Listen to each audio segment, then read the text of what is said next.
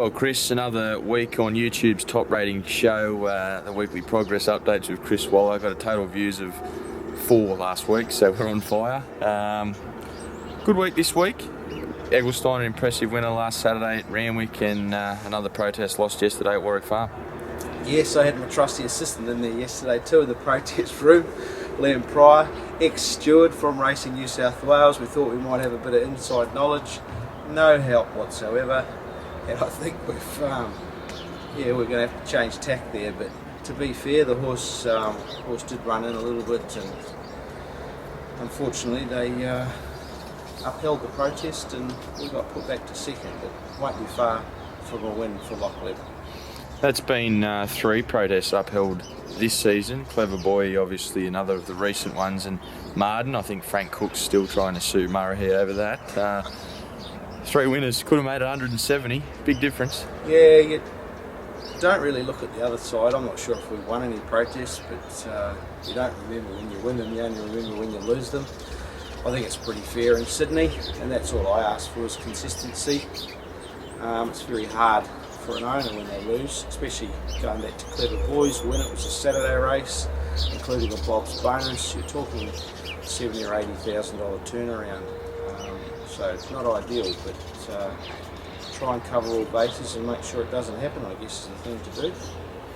You've been bouncing around the stables this week. Obviously there were a few that worked pretty good on Tuesday morning. We'll jump straight into Saturday at Rose Hill. A few runners there. The Australian Turf Club meeting with the feature race on the card, the Winner Challenge over 1500.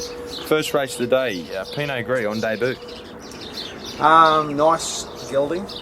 He's taken a little bit of time, son of Starcraft, and come to hand quite quickly this preparation, Liam.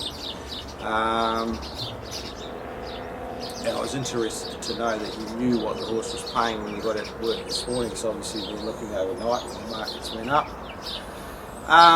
Very short for a first starter, and he's actually got a lot of weight to carry against horses that have raced. He'll run a cheeky race and learn a lot from it. If he won, it'll be a complete bonus.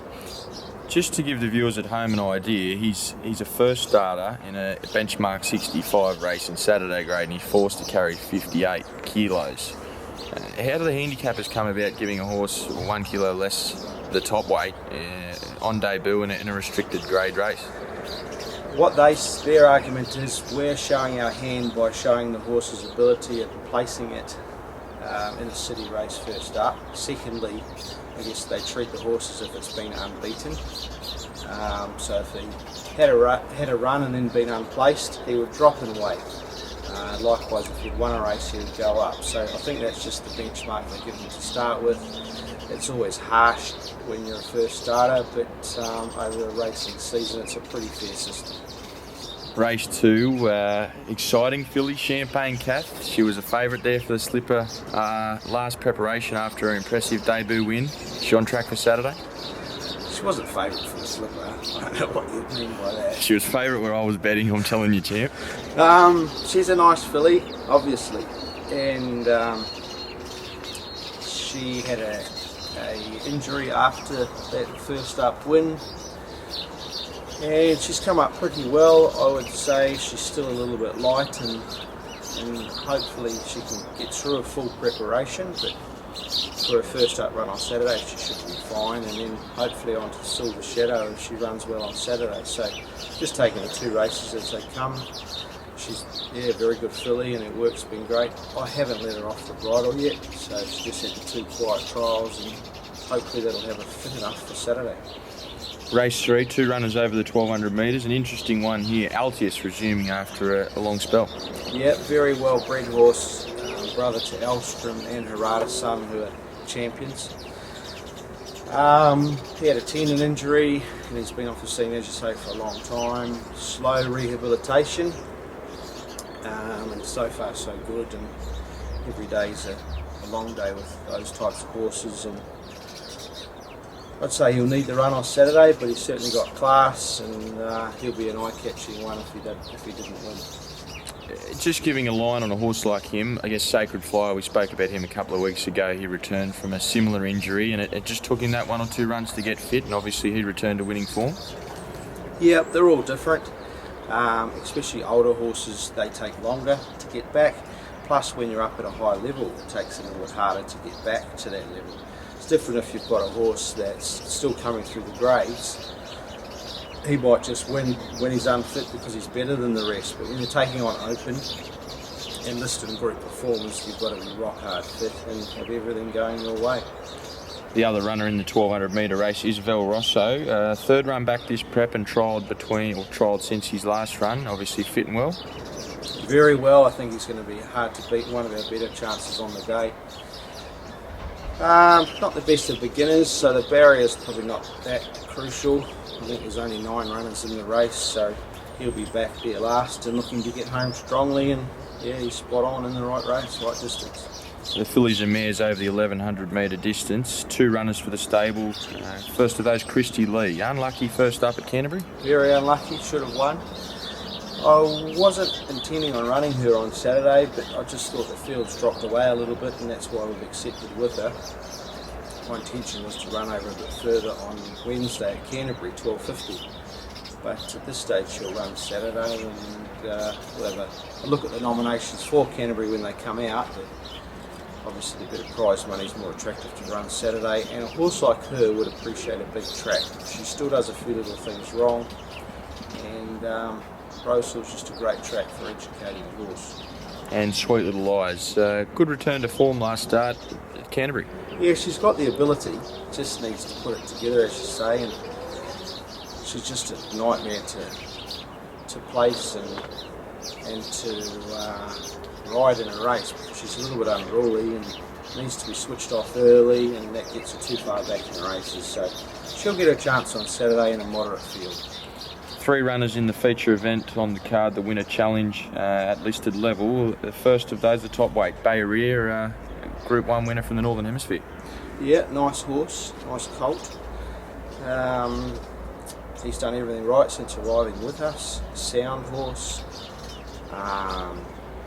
stronger, compact sort of a horse, so that'll help him in his earlier runs. Sometimes these horses can take a few runs and even a couple of preparations, but he's one that I think will get there this preparation, although racing will tell us that. I think distance is perfect for him. He's done plenty of work, 2 nice trials, and I think he could be a very, very hard horse to beat on Saturday. Admittedly, 59 kilos first up was probably a query. Wazen, good run first up when getting back off a slow tempo. Yeah, I think the old Wazen, being a younger horse, could win this race on Saturday, but obviously he's a bit older and he's more of a stayer now, so I'm hoping he still possesses a bit of that speed. As you say, his first up run was terrific. Hopefully he's not a little bit flat after that first up run. And Cope AT, 1500 metres Rosehill. It seems he's pretty good at the trip and at the track. Wouldn't mind a bit of cut out of the ground? I don't think it'll be too much of a problem. At this time of the year you don't get hard tracks and get heavy dews at night or in the morning before you get here. And I think he's in the right race. He's been a very consistent horse, so when he gets things to suit, like good barrier draws like he's got on Saturday, not too far away from the lead, he's turning from home, he can be a dominant force. So I think he's got a great chance to pick up a listed race on Saturday. The benchmark 90, 2000 metre race 7, Sacred Fire broke through for a well-deserved win last start. He did.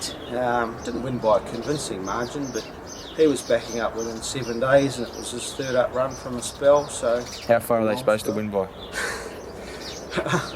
You don't like them getting too close. It'd be nice. I can remember Raw Descent watching her in the Oaks. It was quite a good feeling when she topped the rise about 7 in front, and she was still going quite well. So I guess we like to see him winning with a bit in hand. But he should improve with the run. And second up over the 2000 metre distance, he should be rock hard fit and perfect race for him. 3 runners in the last event. Race 8, fillies and mares over the 1400 metres. Titbit carries 60, but got the best apprentice in the world with John Kissick aboard. Right. Well, she should be hard to beat there. She's the type of horse that just needs to be buried up and exposed late, and that's how she won 2 starts back. Last start she was perfectly ridden, but just got there too early. So I think from a good draw, big field, she can be buried up and just save that last crack at them. Acapella, freshened up and drop back in trip? Yep, just waiting for the right races to come along. I think big tracks such as Rosehill will suit her. She'll be one storming home down the outside, and wind's not too far away from her, and the work's been very good. And Fast and Sexy broke through for a win at Randwick last start. She obviously comes into this with an awkward draw. Looks a good chance on Saturday? Well, I think so. She's back in form, as you say. I thought her win, albeit on a heavy track last start, was dominant. She always looked the winner through the run, and I think she's got her confidence back, and she's proven herself as a 2-year-old at Group 2 level. So she's been a far cry from that since. But I just thought last start was a step in the right direction, and Saturday's race, albeit a lot tougher, I think would be a good race to prove herself that she's back to her best form. One runner for the stable in Melbourne at Moonee Valley, that is Eliza Blues over the mile. Been very good first 2 runs back this prep. They have been. Would have liked a slightly easier race for her. She's out of her grade, but she was last start as well, and it wasn't too far away from them and on an unsuitable track surface. And we're getting a bit of rain in Melbourne this week at the Moonee Valley track. Caulfield and Flemington, very good drying surfaces. So hopefully there's no rain on the day and she gets a good surface to run on, because as you say, she's working her way back into some good form. It's obviously the 1st of August today. We're sort of within 2 months of the first new 2-year-old races for the season. How are the babies going so far? Have they been through, and do you think you'll have any runner in either the Breeders' Plate or the Gym Crack? They've all, well, most of them have been through, and some very nice horses, well bred, well sourced horses, nice types, and no real pressure just yet. And I think to see whether we'll have runners in that first couple of races, which will be a goal to do, we'll probably know that answer in about 2 or 3 weeks before the first run of the season. So we're gradually sorting them out. There's been no horses that we don't like. They're certainly all capable types, and hopefully that gives us a few early runners, a few before Christmas and a few around Christmas, and giving us a chance to be a strong force leading into the slipper.